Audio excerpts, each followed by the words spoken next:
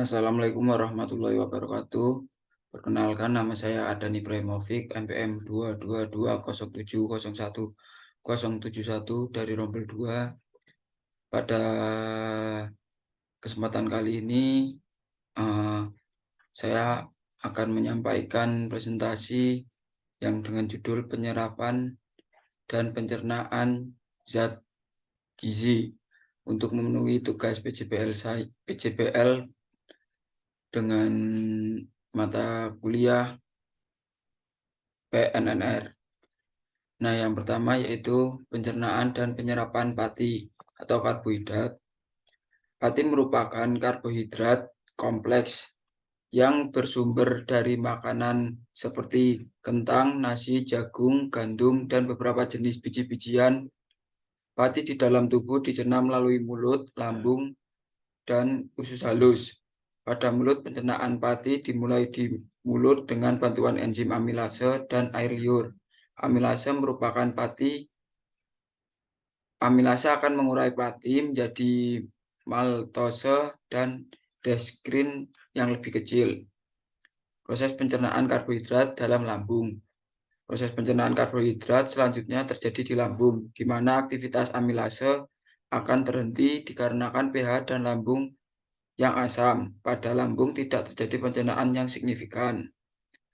Selanjutnya, pencernaan dan penyerapan pati dalam usus halus.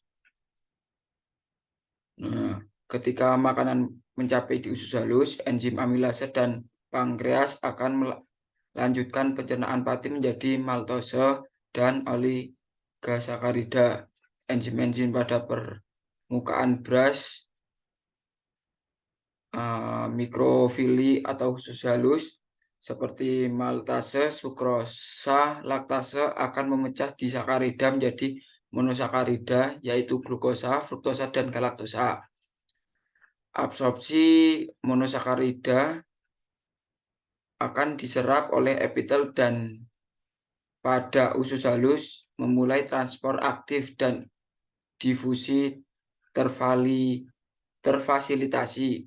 Glukosa dan galaktosa diserap melalui transport aktif yang bergantung pada natrium SgLT1, sedangkan fruktosa akan diserap melalui difusi terfasilitasi yaitu GLUT5. Transportasi ke aliran darah. Monosakarida akan masuk ke aliran darah melalui transport GLUT2 untuk menuju ke vena porta hepatica. Transportasi dan penyimpanan pada organ aktif, fruktosa dan galaktosa akan diubah menjadi glukosa. Glukosa dapat digunakan menjadi sumber energi, kemudian akan disimpan menjadi glikogen atau dapat juga diubah menjadi lemak untuk menyimpan dalam jangka waktu yang panjang menggunakan energi. Galaktosa akan diangkut menuju sel-sel tubuh untuk kemudian digunakan menghasilkan ATP melalui respirasi seluler.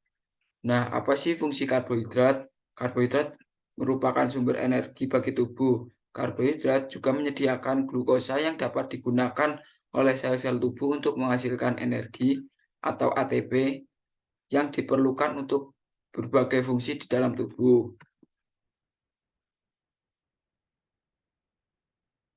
Nah, masalah pencernaan dan penyerapan karbohidrat.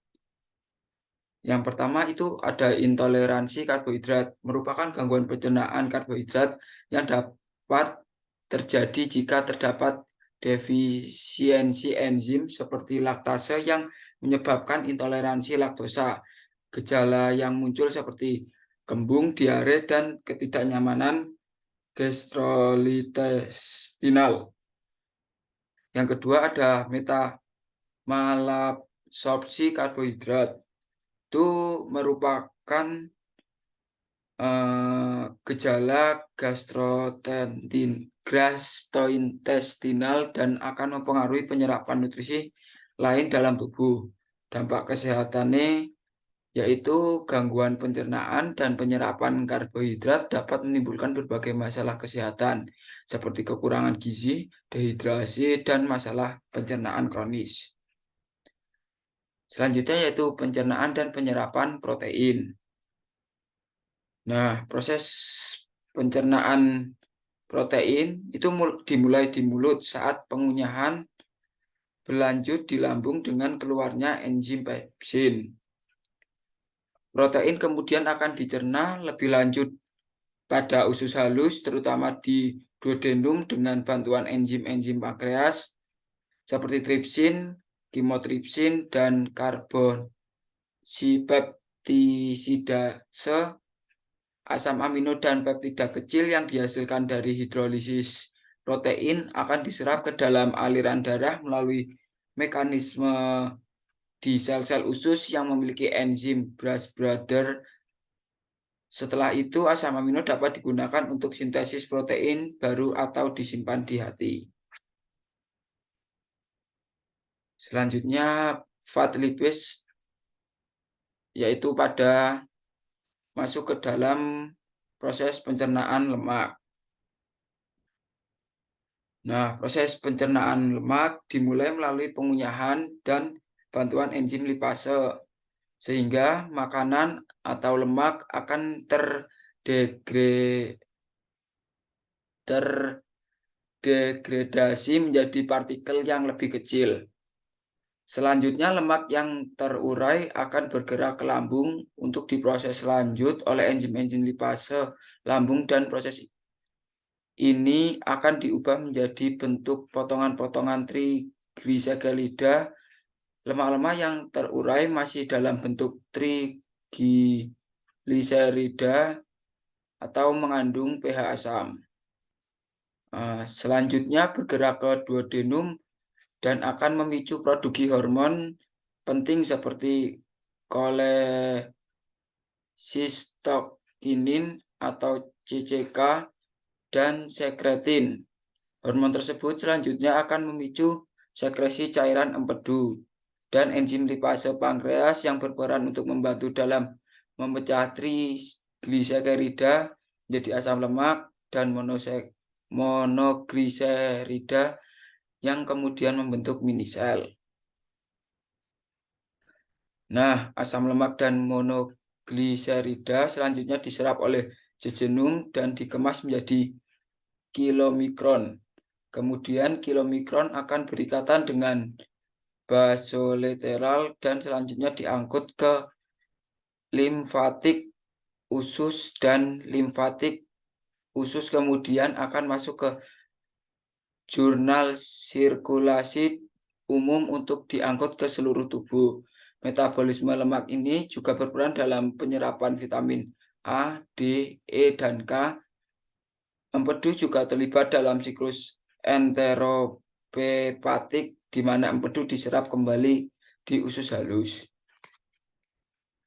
Selanjutnya, vitamin D dan penyerapan kalsium. Vitamin D biasanya diserap dari makanan atau diproduksi di kulit dalam bentuk kolekalsiferol atau vitamin D3. Langkah-langkah untuk diolah menjadi bentuk aktif yang dilakukan adalah kolekalsifer, selanjutnya lanjut menjadi klasifodiol dan kalsitrol. Selanjutnya kalsium. Kalsium membutuhkan kalsitrol untuk penyerapan dan pemanfaatan yang memadai. Lumen usus telah menyerap atau menelan sejumlah kalsium. Kalsium dibawa ke tempat intro melalui transporter kalsium, lalu mengikat protein di dalam sitesol yang dikenal sebagai calbidin. Ini memungkinkan kalsium diangkut menjadi tempat masuknya dan ke sisi berlawanan dari tempat masuknya, sehingga dapat dipompa keluar dari tempat masuknya ke dalam aliran darah melalui pompa kalsium yang bergantung pada ATP.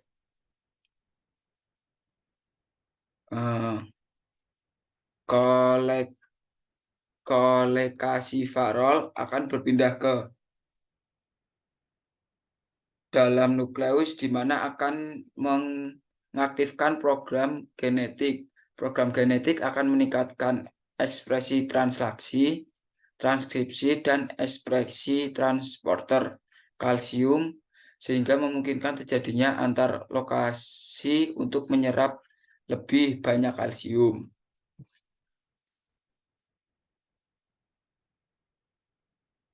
Selanjutnya, vitamin B12, digestion and absorption. Vitamin B12 atau kobalamin bersumber dari produk hewani seperti daging, susu, dan telur. Di mulut, makanan yang mengandung vitamin B12 mulai dicerna. Ketika mencapai lambung, asam lambung dan enzim pepsin akan memecah protein dan melepaskan vitamin B12.